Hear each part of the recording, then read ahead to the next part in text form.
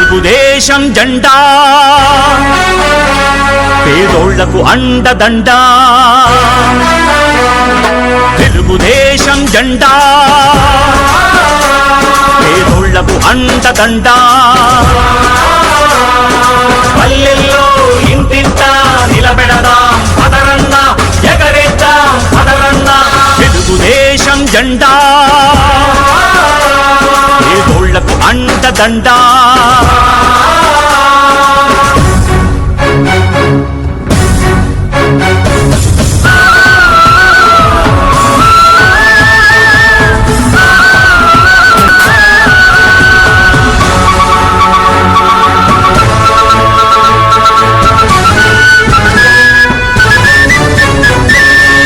తెలుగువాడి కంఠం శంఖంలా మోగించినది జెండా, తెలుగు పౌరుషం దేశానికి చూపించినది జెండా.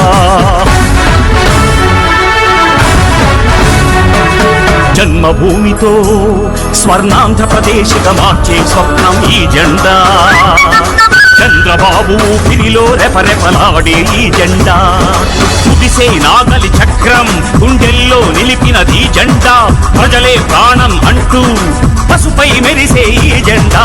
తెలుగుదేశం జెండా ఊళ్ళకు అండదండ.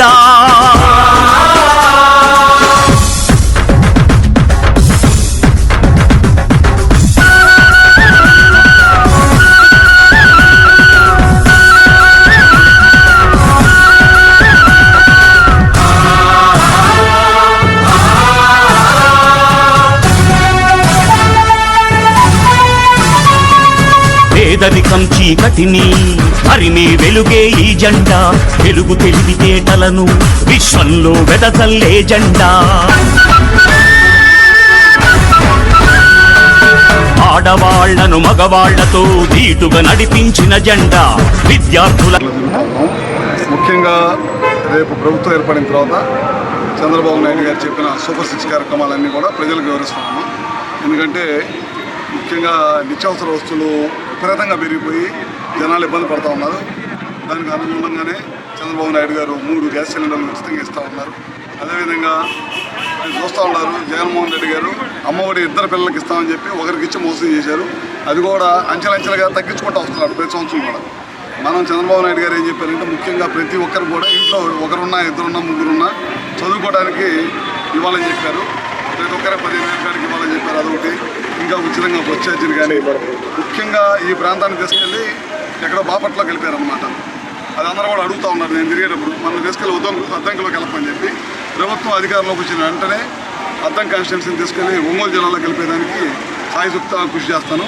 ఇంకా ఎన్నో కార్యక్రమాలు ఉన్నాయి. జగన్మోహన్ రెడ్డి గారు 99% నెరవేర్చిన హామీలన్నీ కూడా అనే అబద్ధాన్ని కూడా ప్రచారం చేసుకుంటూ ఉన్నాడు. నిన్న మొన్న చూసాము వృద్ధులకు పెన్షన్ ఇవ్వాల్సిన దాన్ని కూడా రాజకీయం చేస్తూ ఉన్నారు. ఇలాంటి ఎన్నో కార్యక్రమాలు 5 సంవత్సరాల నుంచి అన్ని అబద్ధాలతో ప్రభుత్వాన్ని నడిపారు. మళ్ళీ కూడా మరొకసారి మోసం చేయాలని చూస్తూ ఉన్నాడు. ప్రజలు గమనించాలి.